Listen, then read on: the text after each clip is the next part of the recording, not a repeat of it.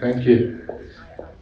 I wanted to say that Marianne left the best for last, but it's going to be very difficult to go after Katlea. Well done. All right. I'd like to introduce you my principal, Nana Muka, from Putula Primary School. By the way, it was our kids performing this morning, just for the record.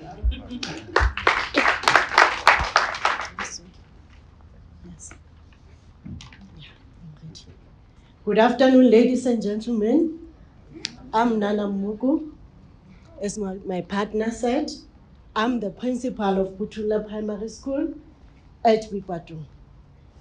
Our school was erected in 1979, and it is the only old, dilapidated, asbestos building, and it can collapse at any time.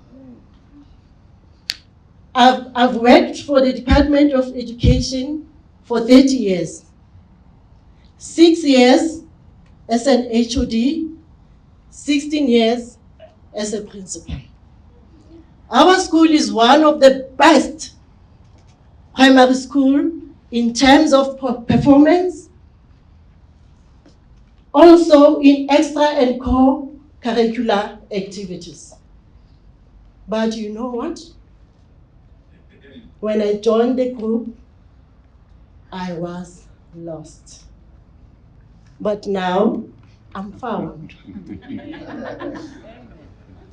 Gert, I appreciate you. Because there was nothing left on my mind. I just wanted to exist the system and start something different because of something embarrassing that happened to me on the 16th of February 2019. It was on Tuesday morning. The previous day, on Monday, all was well. But when I arrived at school in the morning, the gates were closed for me. And everybody was singing and shouting, Mogo must go, Mogo must go, Mogo must go. You know, if I didn't die on that day, God is good all the time. Thank you, Patrick, for taking care of me on that day. Gert, you know me better. You know the potential I have. Colleagues, when I joined this PFP, I lost my confidence. But now today, I'm proud to say I am a better leader. I regained my confidence. At school, things are happening. Not just things, but great things. You can see me now. I am happy. So are the learners and the staff of Putula Primary School. I am a member of Team Putula. I listen and I don't interrupt when my colleagues are talking to me as I did before.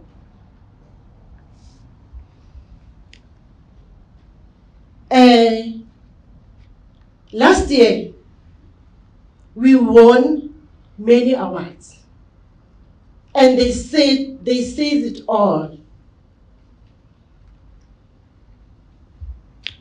The activities that are happening at our school, you've seen my learners in the morning. It proves that under my leadership, the learners at our school are developed holistically. What the group is doing to me is that I am not alone. I have brothers and sisters. I have friends, people who are positive, people who advise me positively so, people who are supportive. Thank you so much, and I appreciate you. In this group, there's no criticism, and I'm happy because I was accepted as I am. That's why I'm working tall, and I'm confident. You can see me. Yeah. I am smiling. But there are things that I still want to see happening at our school. I still want to see our school having a new building. I still want to erect a shelter with benches for our learners as a feeding area. I also want to see a lot more of my subordinates becoming future leaders. I want to look back at the legacy I have left behind. Thank you, thank you, thank you. Over to you. Thank you, Nana. So just from my side, I think I'm also testimony, and I've had the privilege to see that growth and development that took place.